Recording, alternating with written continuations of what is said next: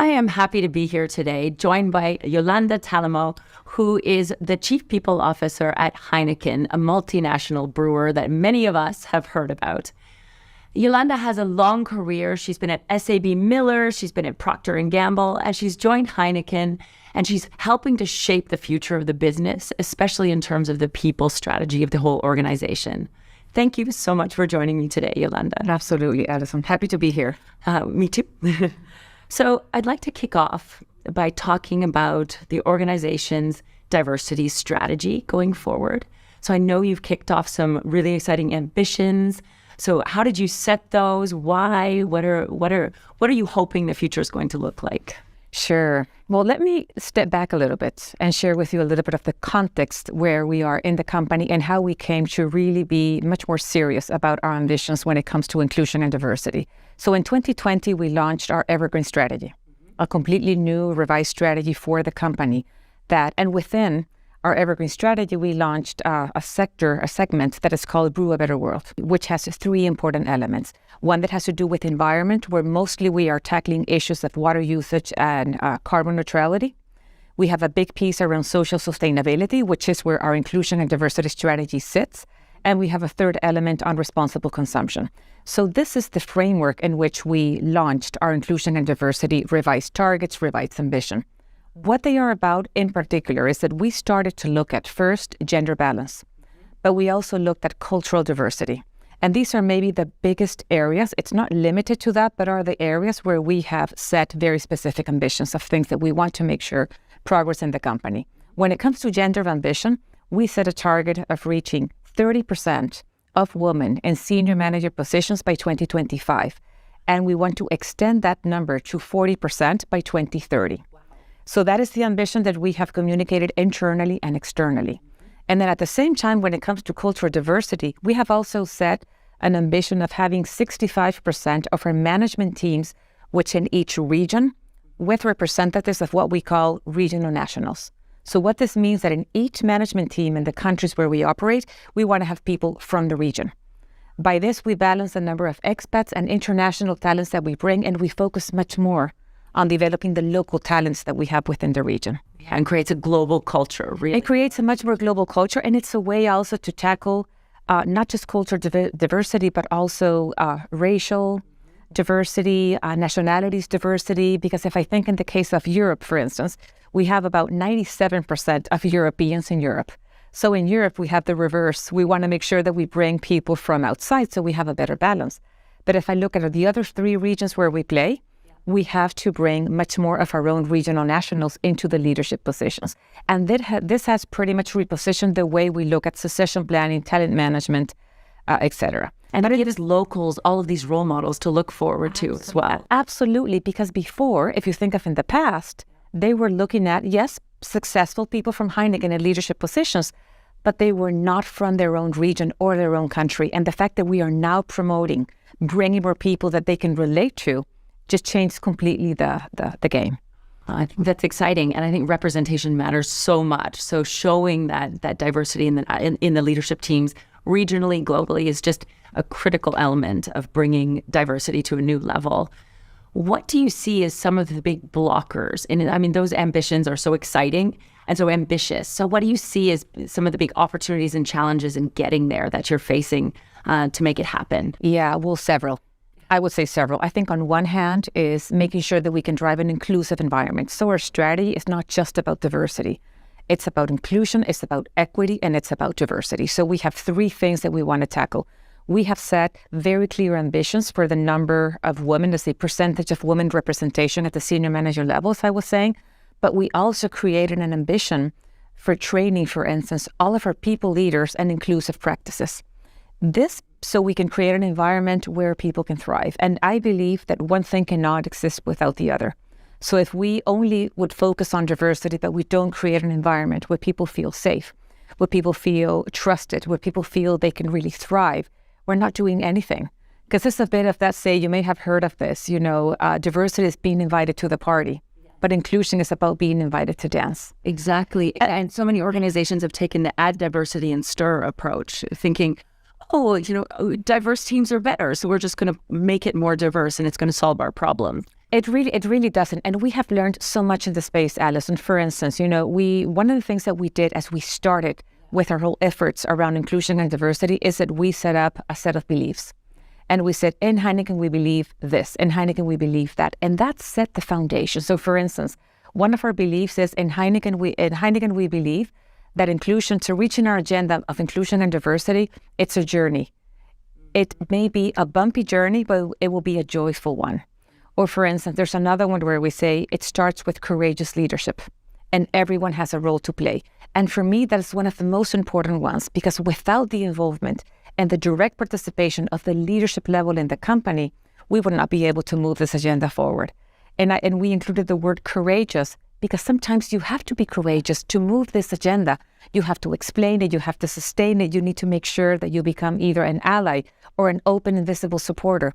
And without that level of participation and involvement from our leaders, it's simply not going to happen. And the other piece that has everyone has a role to play, I find that is exactly that's the way we should do it. It's not about a small group of people trying to drive change. It's about all of us playing the role that we have and moving our agenda forward. I think it's so important because I love your framing that it's a journey that we're all on. Because I think sometimes people are scared when it comes to diversity. Am I going to make a mistake? Am I going to say something wrong? I don't know my role in all of this. And part of that courageousness is about saying, I don't know all of the answers, but I'm trying to learn. And it opens up your mind to what are some of the courageous questions I can ask? What are the conversations I can have? And that's where we shift mindsets and beliefs, as you say. Absolutely. And the reason why we set the beliefs is just to provide a common platform. When you talk about just a common ground for everyone to start from. And we created the beliefs. So there are like 7 beliefs. Then we deployed them. So we did that with the CEO and myself in a global town hall. And we just said, this is what we believe in the space of inclusion and diversity. And this is what we stand by. And the moment you start having a conversation that it's on beliefs, it takes it to another level. It's about mindset. It's about what we want to accomplish. It's giving yourself permission to say, this is where we want to operate in. And these are the things that we stand by because we truly believe that this is the right way of doing things for us. Because every company will have a different challenge, they have a different way of doing things. But in Heineken, we created a set of beliefs.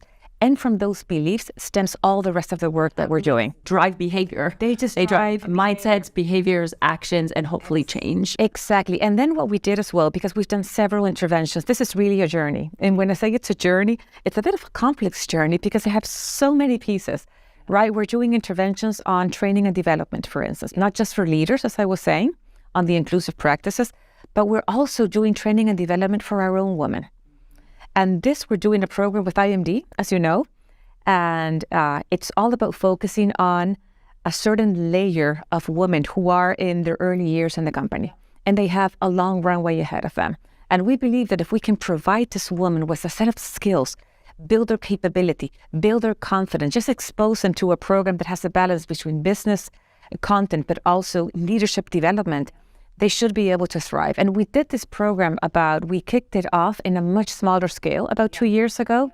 And we already saw that 40% of the women who were in those programs grew in their careers. Wow. So there is real metrics and there is real data that says that when you provide that support in a structured way with the right framework and the right partners, we can see it makes a difference and we can actually see things progressing and we can see things moving in the right direction. So that's just one piece of it, for instance, but we also focus a lot on our talent acquisition, recruitment. How are we doing recruitment exactly? So, for instance, how do we look at the candidates that we bring for a specific role?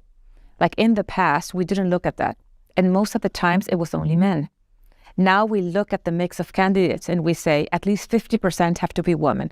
So if you bring 2, it has to be a man and a woman. If you bring 4, it has to be 2 and 2. And then you, from the start, are giving equal opportunity to choose the best person.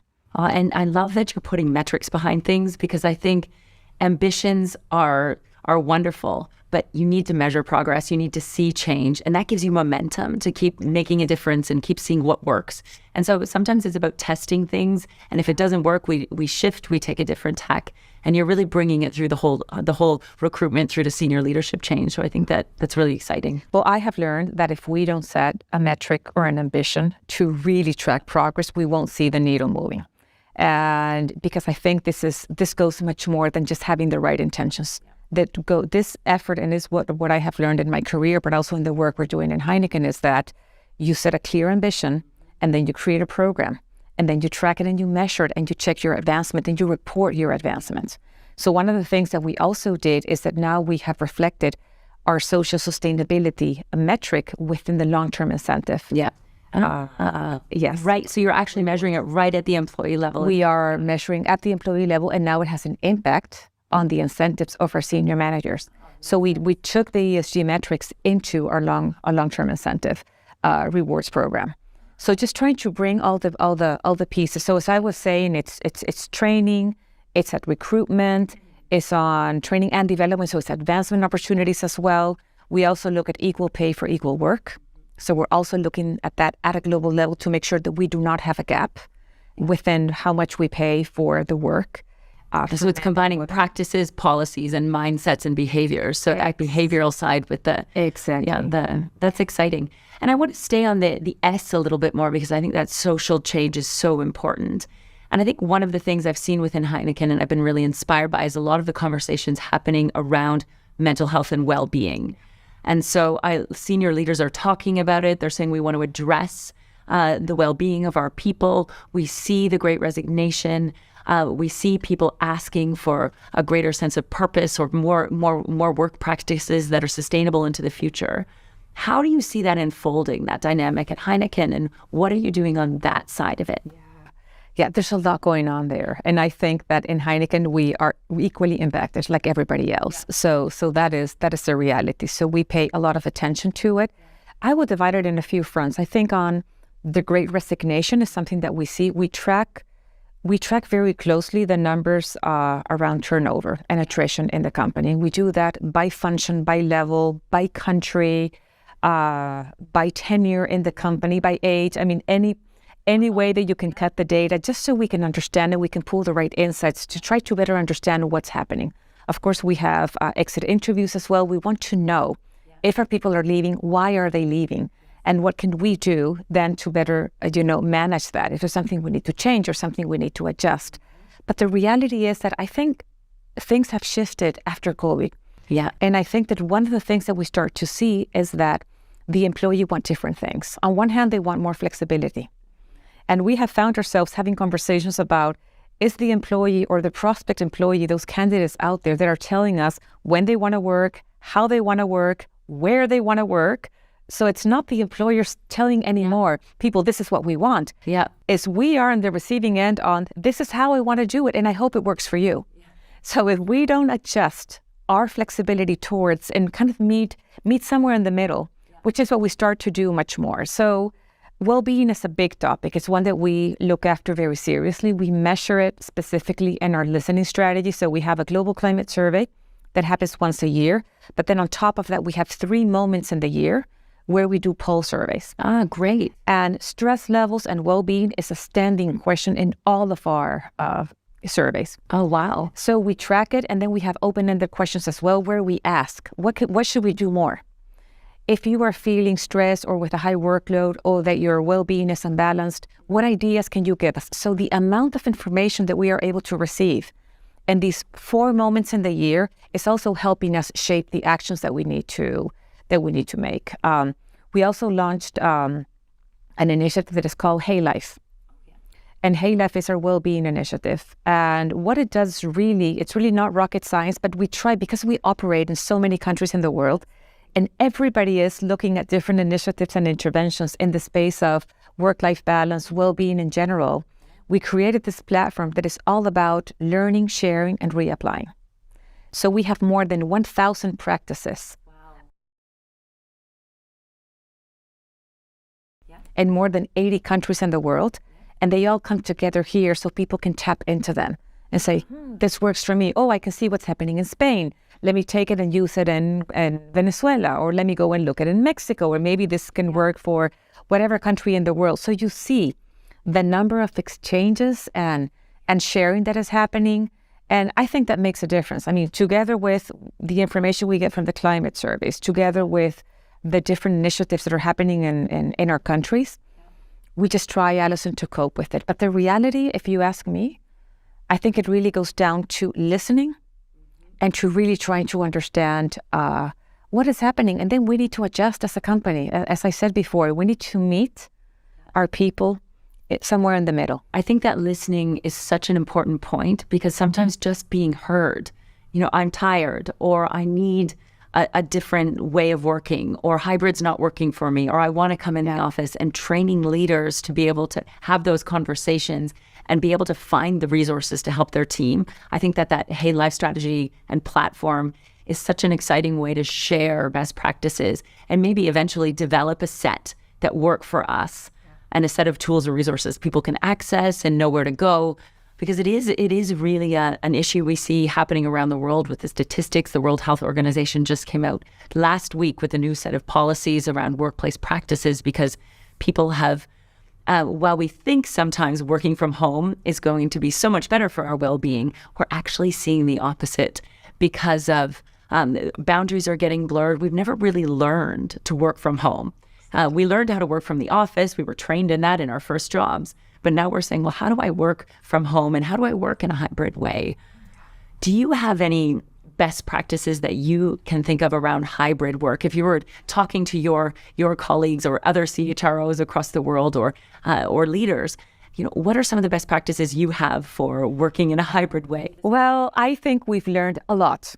And I don't think we have the one recipe that works for sure. So I don't think anyone has figured this out, but I do think that there are best practices and there are just approaches that I think are working. I think on one hand, and I go back to the importance of listening and learning, because we need to understand what's happening and what is that people want and how things have shifted. So one thing we know is we're not going back to 5 days in the office.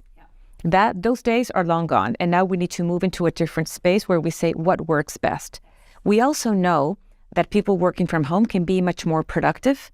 But as you were saying, boundaries get blurred. You start at a certain moment in the morning and you go on, and sometimes you skip breakfast and sometimes you skip lunch, and then you have no breaks in the day, no social interaction. So we also know that in itself is also not what we want for our employees. We also know that for Heineken, and this is where we come in with our more of a unique need, is that we have a social culture. Our culture is centered in people. So the way we describe it is people are at the heart of our business. And in order to do that and to create a culture where we can come together and we can really live our purpose, which is the joy of true togetherness, it's something we know we need to find a way to do in person, but also in a more flexible way. So what we've done, and at least is working for us, is that we didn't create global guidelines. We are not telling our operations what to do. All we're saying is, let's try to seek the balance that makes more sense for you in the context of your country compared to what other companies are doing. What is that your employees need specifically? But let's make sure that we keep in mind a few things. There are moments where coming together in person make a lot of sense. And those moments are for instance, a brainstorm on a new idea, for creativity, for innovation, sometimes for learning, onboarding new members of the team, having a true one-on-one. So what we've done is say, if we list some of those moments that we truly believe are better done in person, and then the other days where you're going to have meetings, where you need to advance on specific work that requires quiet moments, thinking, etc., then you can stay home. So we just give guidelines. And we try to paint the picture of what are the benefits of coming together. So if you see it a bit in a balance and say, well, if I get to do this with my coworkers and my colleagues in person in the office, in the other days I can stay home, then it's a balance. So we are learning what is the right mix of days. We have tried 3 days in the office, 2 at home. And we've seen such backlash when companies do say, this is what you have to do. Oh, yeah. And so we are not. I love that you're empowering the leaders to do what's best for their organizations. Yeah, I also have learned, Alyson, that mandating and telling people what to do, I'm not so sure it works most of the time. I think people prefer a guideline that comes with an explanation and a context. So this is what we've done. We've put forward a few set of guidelines, a few of the benefits that we see. That this is what we will get if we do this together. But then talk to your team, get together, and come up with what you believe is the best way to work hybrid. Yeah. I think so. And I think you're so right. I wish I could tell you, I should have the answer as a researcher. Here's the 5 things that work perfectly. But it is a game of trial and error at the moment. And it's kind of fun. There's opportunity there. And there's always fear as well of, am I going to do something wrong, or might we make the mistake? And I love that you're taking a more flexible approach to it, to just try some things out and leave some of the decisions in the hands of the leaders of the actual business. Absolutely. And so I guess the one thing that you mentioned was around this purpose of brewing togetherness, right? How are you infusing that sense of purpose? As we know, the newer generations, actually everyone wants to live and work with more of a sense of purpose. So how are you brewing the joy of togetherness? How are you infusing that throughout the business? And what excites you about it? Yeah, well, I find it as a beautiful purpose. It's a new purpose that we just launched earlier this year. And I was part of that work. So I also feel like I own it a little bit, a little piece of it. I was part of all the work that we did in terms of research, in terms of talking to many, many people, focus groups. We did anything. I mean, every possible thing that you can imagine to gather, because we wanted to build it from the heart of the company. It was not a work of a group of people working in isolation. It was really the work of thousands of people in the company participating and being part of it. So when we talk about the joy of true togetherness, this is so Heineken. If you ask anyone in Heineken, what are you about? They will say it's about joy of togetherness, where we come together as a team to enjoy a beer, which is the business we're in, of course, and people recognize it and take it as theirs, right? Now, how do we bring our purpose into the meaningfulness of the work is something we try to do as well. And I think it's a perfect moment for that, because as we were just talking before, our employees are looking for meaning in their jobs. They're looking for having much more purposeful roles. Why do I get out of bed? Why exactly? Why am I working for that company? What inspires me of that company? Why? How can I explain to my friends that this is the company for me?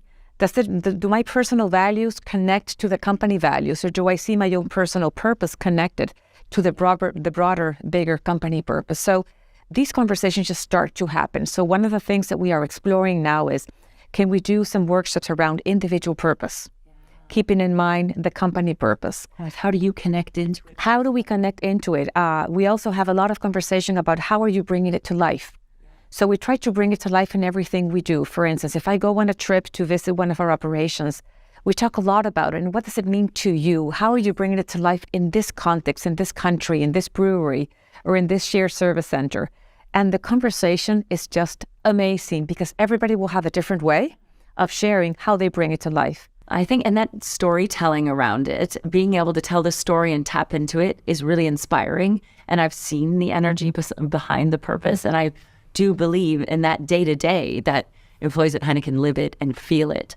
And I think what's important in what you said is that why do I get out of bed in the morning? If employees feel that this is just greenwashing, or it's just a company value statement or a purpose statement, but we don't walk the talk, then it actually has the opposite effect. We think, I don't buy into it. And that doesn't happen, because you have the conversations at every level of the business, and everybody ties into it in a different way. And if you think about the purpose, the whole phrase is, we brew the joy of true togetherness to inspire a better world. Mm-hmm. So even all the pieces of it, so it's the joy of true togetherness to inspire a better place, a better world. And we are contributing to that in many ways. So even when you start a conversation about what the purpose means to me, I immediately go to the work we're doing on social sustainability, where we are really trying to create a fair, equitable, and inclusive environment in Heineken. And so, for everyone, it has a bit of a different meaning, but it is connected somehow. And that's the beauty of it. When you put forward a purpose that everybody feels like, I can own this. Yeah. It has a big meaning for me, and I can explain it. Yeah, so and the world needs more of that in this day and age. Togetherness, as we see polarization and we see war, and we see division, and we see some combat happening, we think, okay, the world needs a little bit more togetherness, and having that mindset is together we can really make a difference. So in closing, because I feel like I could keep asking you questions for the next 2 hours, what most inspires you about the future of the organization and your role in it? Because I think you're really a role model throughout the business, actually throughout the industry, and beyond. And what gets you out of bed in the morning? Yeah, well, that's a great question. There's many things that get me out of bed in the morning, I have to say. And I think, as I tell my team at the global level, every time I get the people function at a global level together, and we do that almost once a month, I say there is no better moment in the people function to be at Heineken, because the work we're doing is amazing. We are creating foundational work for the future in many spaces, and the work the team is doing is absolutely amazing. It's in the space of talent, of our true diverse talents. It's inclusion and diversity, but at the same time, it's ensuring that we have the right talents to support the business going forward. And being that Heineken is a company where we have our people at the center and at the heart of what we do, for us, having the best talent equals being able to succeed in the business. So that's a big part of my agenda, of our agenda. The other piece is culture and leadership.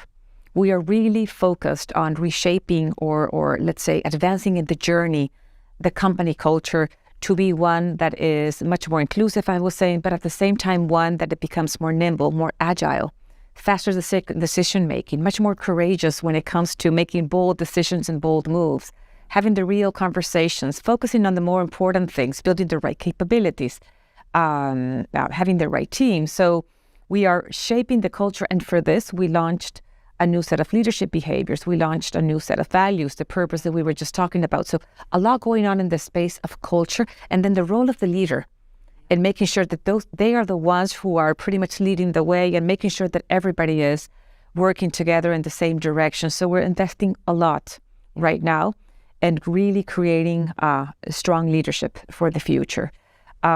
Then I would also say in the space of capabilities, but when it comes also to skilling and upskilling, reskilling, the whole notion that also ties into this new world of people asking a lot of questions. It's kind of a new trend. What are you doing to upskill and reskill the organization? So a lot of work is happening there. And I can't finish the answer without mentioning all the work we're doing in safety and global health. Because in reality, when we talk about well-being and work-life balance and stress management and workload, and we're also trying to figure out how do we navigate in that new world in a way that we can listen, but at the same time adapt and be a bit more flexible. So all of these things, I just find them fascinating, really. And yeah. It gives you, and you really are playing such an important role in change. And I think that that's really inspiring. And so I want to thank you so much for coming here today and for this conversation, which I think is both informative and inspirational to me, and I hope lots of other people. Thank you. So thank you so much. It was a real pleasure. Yeah.